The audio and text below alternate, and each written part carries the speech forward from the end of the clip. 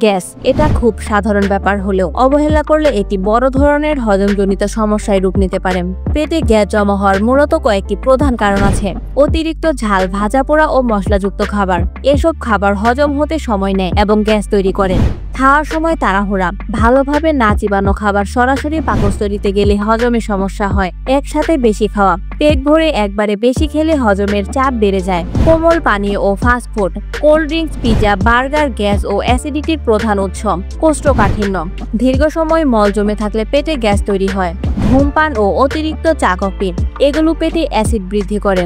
চাপ বা স্ট্রেস, মানসিক চাপ হজম প্রক্রিয়াকে দুর্বল করে, ফলে গ্যাসের সমস্যা বেড়ে যায়। পেটে গ্যাস হলে কি ধরনের সমস্যা হয়? পেট ফাঁপা ও ভারী লাগা, বুক জ্বালা পোড়া ও অস্বস্তি, হালকা ব্যথা বা গ্যাসের কারণে বুকের দিকে চাপ, ঢেকুর ওঠা, ক্ষুধামন্দা, কখনো কখনো মাথা ঘোরা বা বমি বমি ভাব।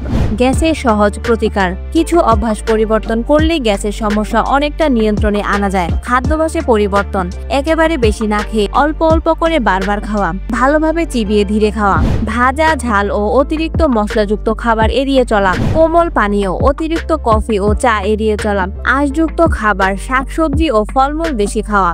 ঘরোয়া উপায়, 1 গ্লাস গরম পানিতে আদা বা জিরা সেদ্ধ করে খাওয়া, মেথি ভেজানো পানি পান করা, সামান্য লেবু, লবণ মিশ্রিত কুসুম গরম পানি খেলে গ্যাস প্রশমিত হয়। কখন ডাক্তার দেখাবেন? যদি গ্যাসের সমস্যা দীর্ঘদিন স্থায়ী হয়, বুকের ব্যথা বা অস্বস্তি বাড়তে থাকে, খাওয়ার পরপরই বমি বা তীব্র জ্বালাপোড়া হয়, তবে অবশ্যই চিকিৎসকের পরামর্শ নিতে হবে। পেটে গ্যাস হওয়া সাধারণ বিষয় হলেও সঠিক খাদ্যাভ্যাস ও জীবনযাপন মেনে চললে এ থেকে সহজেই মুক্তি পাওয়া সম্ভব। সুতরাং স্বাস্থ্যই সম্পদ, আর সুস্থ হজম প্রক্রিয়া মানেই শান্তি ও স্বস্তি।